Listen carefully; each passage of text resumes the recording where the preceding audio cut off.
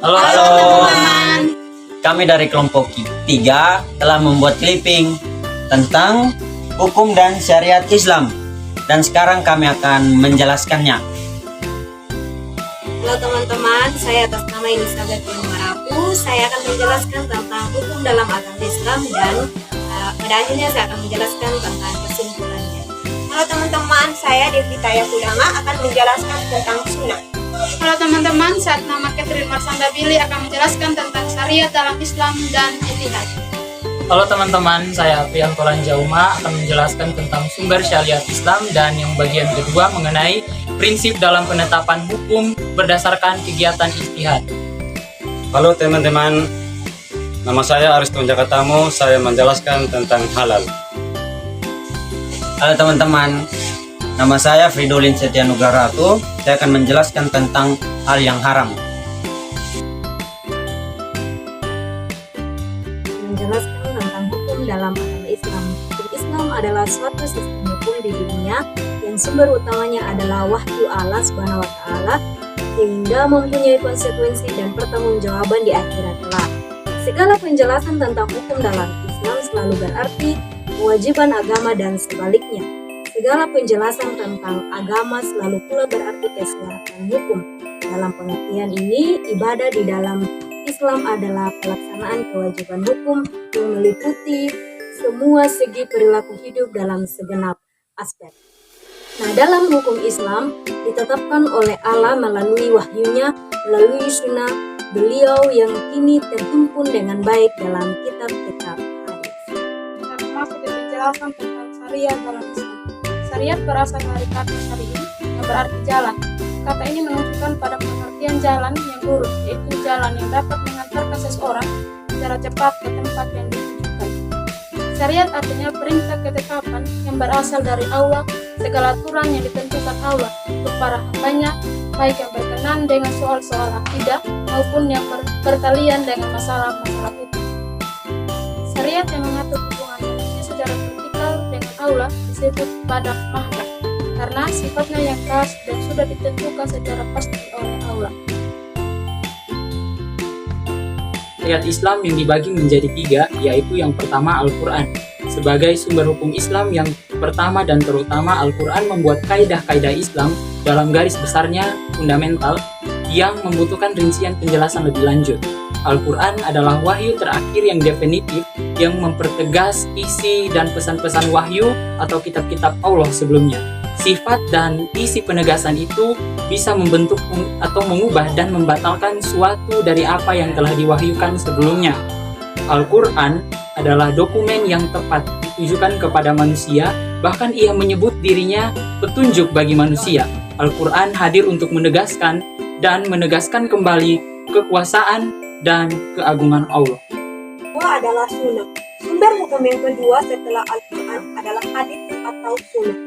Hadits berisi periwayatan kembali sunnah Muhammad sebagai nabi, yaitu tingkah laku, perbuatan, dan keputusan-keputusannya di dalam menjalankan amanat wahyu Allah. Dalam pengertian ini, sunnah Muhammad sebagai nabi yang diriwayatkan di dalam hadits merupakan tafsiran otoritas terhadap wahyu Allah di dalam Al-Quran. Adalah sumber hukum yang ketiga. Kata ijtihad ini berasal dari jahada yang berarti dengan sekuat hati melaksanakan suatu kegiatan secara sungguh-sungguh. Dari pengertian ini diturunkan kata al-jada atau al-jumu yang berarti usaha keras. Ijtihad adalah upaya untuk memahami secara mendalam atau secara sungguh-sungguh mengandung hukum alam yang terdapat di dalam Al-Quran dan aturan-aturan Allah yang terdapat dalam sunnahnya Nabi Muhammad.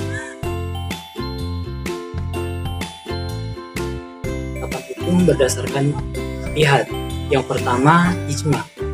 Ijma adalah semacam jurisprudensi sebagai hasil konsensus para ahli hukum Islam tentang suatu permasalahan syariat Islam pada masa tertentu.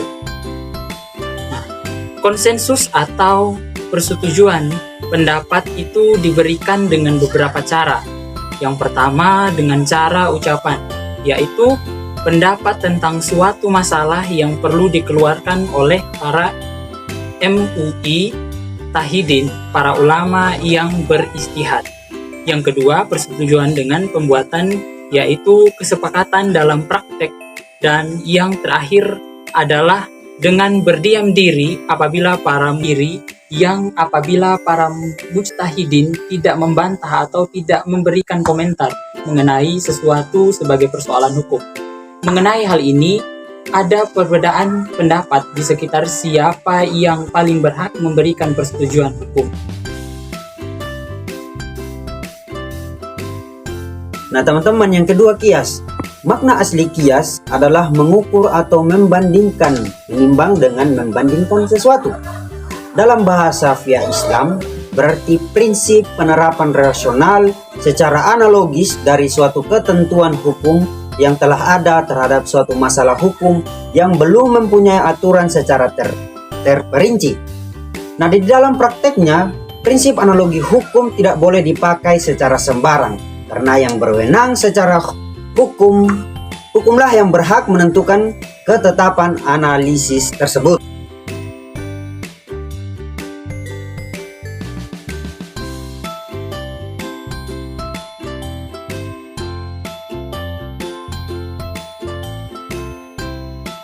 Halal menyangkut kebolehan menggunakan benda-benda atau apa saja untuk memiliki kebutuhan fungsi, termasuk di dalamnya makna minuman obat-obatan. Dan kata halal ini juga dapat diartikan agar berkaitan dengan kebolehan menggunakan minuman dan mengerjakan sesuatu yang semuanya ditentukan berdasarkan nats. Jadi baik teman-teman, kita akan masuk pada penjelasan tentang yang haram. Perbuatan haram adalah perbuatan yang dilarang untuk dilakukan. Jika perbuatan haram yang dilakukan itu, maka akan mendapat murka dari Allah.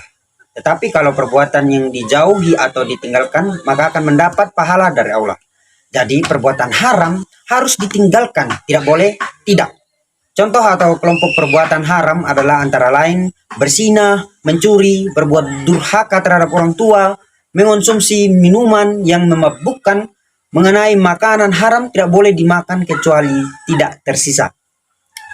Dapat dilihat dalam Al-Quran ayat 5, Al-Quran surat 5 ayat 3 dengan memberikan penjelasan mengenai makanan haram.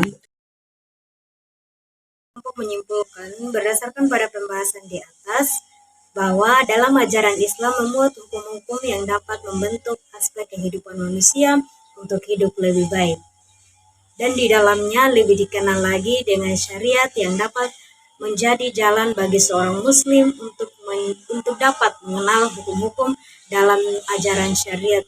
Di dalamnya lebih dikenal lagi dengan syariat yang dapat menjadi jalan bagi seorang muslim untuk dapat mengenal hukum-hukum dalam ajaran syariat yang menjadi hukum yang dapat mengatur tata hubungan manusia dengan Allah, manusia dengan manusia, manusia dan alam seperti lingkungan.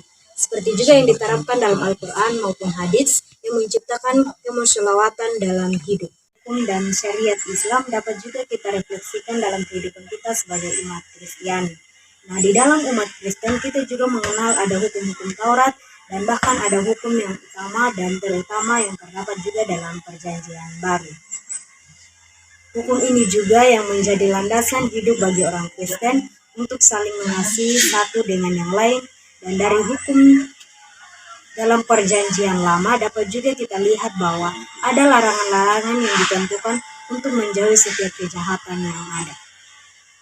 Sekian penjelasan dari kelompok kami tentang hukum dan syariat Islam. Sekian dan terima kasih. Dadah.